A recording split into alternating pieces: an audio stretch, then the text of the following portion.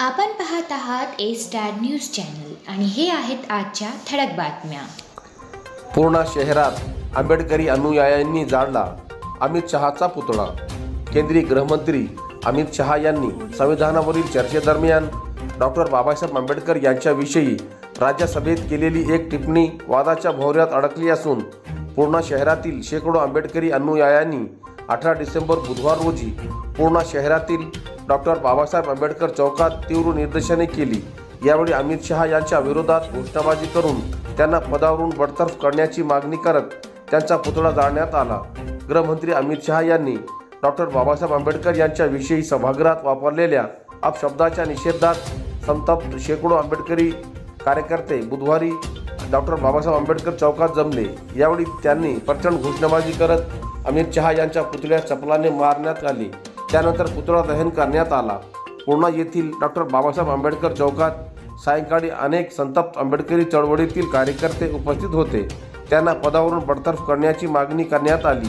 या प्रसंगी रिपाई नेते प्रकाश कांबळे, गटनेते उत्तम खंदारे, वंचित बहुजन आघाडीचे दादाराव पंडित, ॲडव्होकेट हर्षवर्धन गायकवाड, नागेश एंगडे, मुकुंद पाटील, शेख कुद्दूस शेख बशीर, ॲडव्होकेट धम्मा गोंधळे, त्र्यंबक कांबळे, बाबा पठाण, अखिल अहमद, अजय काडे, शाहीर गौतम काडे यांच्यासह आदींची उपस्थिती होती। एकूण 80,76,000 रुपयांची फसवणूक केल्याप्रकरणी अज्ञात विरुद्ध सेलू पोलीस ठाण्यात गुन्हा दाखल।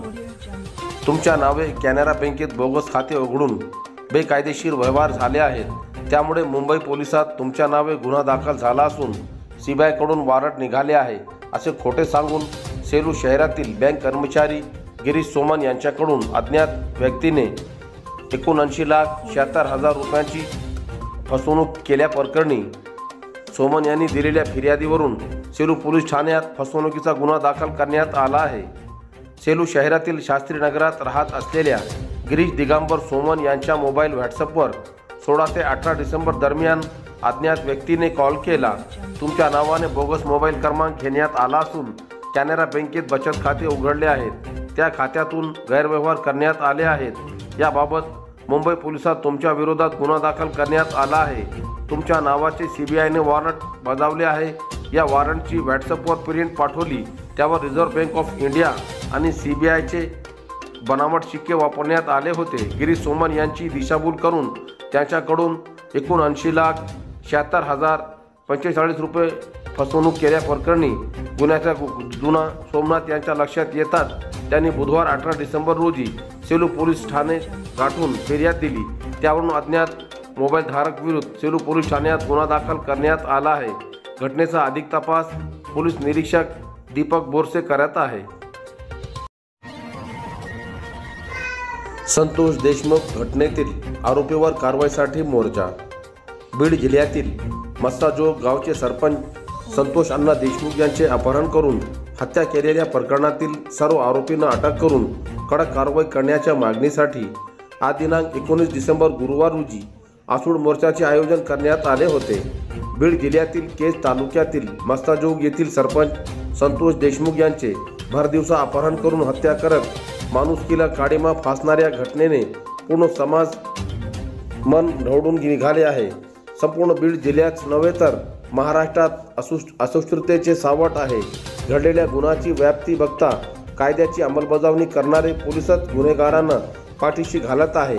शिवाय गुन्हेगारावर राजकीय दहशत असल्यामुळे गुन्ह्यातील आरोपी आजही फरार आहेत। म्हणून घटनेचा निषेध करून गुन्ह्यातील सर्व आरोपींना अटक करावी, घटनेचा मुख्य सूत्रधार शोधावा, हत्या खटला जलगती न्यायालयात चालवून आरोपींना फाशी शिक्षा देण्यात यावी, या मागणीसाठी भव्य आसूड मोर्चाचे आयोजन करण्यात आले होते। सदरील मोर्चा जिंतूर बाजार समितीच्या मैदानावरून मुख्य चौक, छत्रपती शिवाजी महाराज चौक, बसस्थानक येथून राज्य सरकारच्या विरोधात प्रचंड घोषणाबाजी करत जिंतूर तहसील कार्यालयासमोर मोर्चा धडकला। यावेळी तहसीलदार मार्फत मुख्यमंत्री यांना निवेदन देण्यात आले।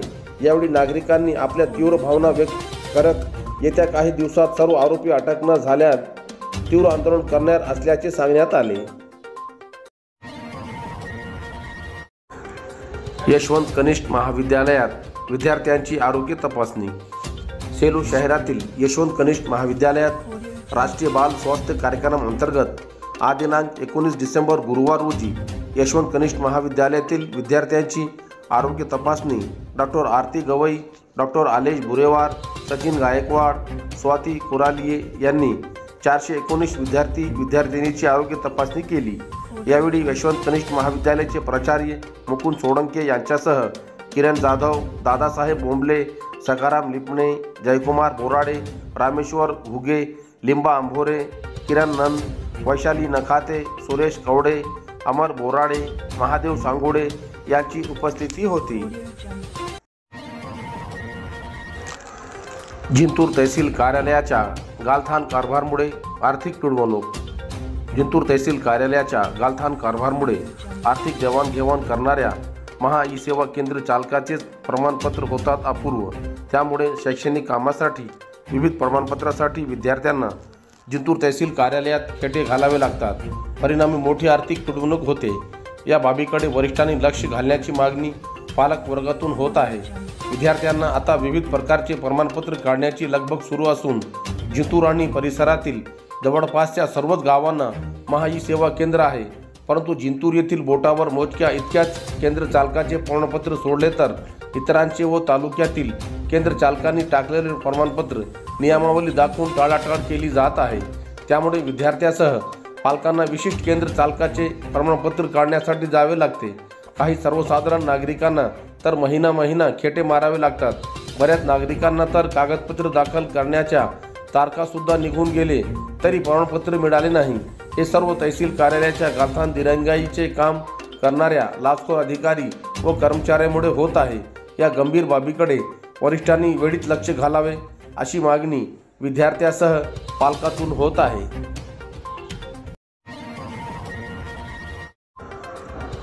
गुन्हेगार प्रवृत्तीवर कारवाई करणार पोलीस निरीक्षक श्रीकांत डोंगरे। परभणी ग्रामीण पोलीस ठाणे अंतर्गत जर गुन्हेगार प्रवृत्तीत वाढ होत असेल व अवैध धंदेवाईक विरोधात कायदा हातात घेऊन शांतता भंग करणाऱ्या विरुद्ध कायदेशीर कारवाई करण्यात येईल असे उद्गार ग्रामीण पोलीस ठाण्याचे पोलीस निरीक्षक श्रीकांत डोंगरे पाटील यांनी काढले। ते लोकशिरे मित्र मंडळ व लोकशिरे न्यूजच्या वतीने घेण्यात आलेल्या सत्कार प्रसंगी बोलत होते। संविधान अवमान प्रकरणी ग्रामीण भागातील नागरिकांची शांततेत राहण्याचे आवाहन करण्यात आले होते व चोख पोलीस बंदोबस्त ठेवण्यात आल्याने व ग्रामीण भागात कुठेही अनुचित प्रकार घडलेल्या नसून किंवा घडू दिलेल्या नसल्याने कायदा व सुव्यवस्था अबाधित ठेवण्याचे कार्य पोलीस निरीक्षक डोंगरे यांनी केल्याने त्यांचा लोकशिरे मित्र मंडळाच्या वतीने सत्कार करण्यात आला असल्याचे लोकशिरे मित्र मंडळाचे महाराष्ट्र राज्याचे संस्थापक अध्यक्ष सलीम इनामदार यांनी प्रसार माध्यमाकडे सांगितले। तर ओबीसीचे समाजसेवक सुभाष पांचाळ यांनी देखील पोलीस निरीक्षक डोंगरे यांच्याविषयी चांगले विचार व्यक्त केले। पुढे बोलताना पोलीस निरीक्षक डोंगरे यांनी लोकशिरेने आमच्या कामाची दखल घेऊन सत्कार केल्याने हे दिवस नेहमी स्मरणात राहील व ग्रामीण भागात कोणी कोणावर विनाकारण दादागिरी अवैध व्यवसाय करीत असेल तर नागरिकांनी माझ्याशी संपर्क साधावे असे आवाहनही केले। यावेळी दिलीप बनकर, बाबूभाई, सत्तारभाई, पोलीस कर्मचारी बनाटे, बिकाने यांच्यासह अन्य कर्मचाऱ्यांची उपस्थिती होती। गृहमंत्री अमित शहा यांच्या वक्तव्याचा सेलू शहरात निषेध। केंद्रीय गृहमंत्री अमित शहा यांनी संविधानावरील चर्चेदरम्यान डॉक्टर बाबासाहेब आंबेडकर यांच्याविषयी राज्यसभेत केलेली टिप्पणी वादाच्या भोवऱ्यात अडकली असून सेलू शहरातील आंबेडकर अनुयायीच्या वतीने आज दिनांक 19 डिसेंबर गुरुवार रोजी देशाचे महामहिम राष्ट्रपती यांना उपविभागीय अधिकारी सिरू यांच्या मार्फत अमित शहा यांच्यावर कारवाई करण्याची मागणीचे निवेदन देण्यात आले। दिलेल्या निवेदनावर ॲडव्होकेट विष्णू ढोले, सुबोध काकडे, धम्मपाल काकडे, राहुल जाधव, बापू धापसे, विकास मुजमुले, विकास धापसे यांच्यासह आदींच्या स्वाक्षऱ्या आहे। परभणी जिल्ह्यातील घडामोडी सर्वात अगोदर पाहण्यासाठी आपल्या चॅनलला लाईक आणि सबस्क्राईब करायला विसरू नका।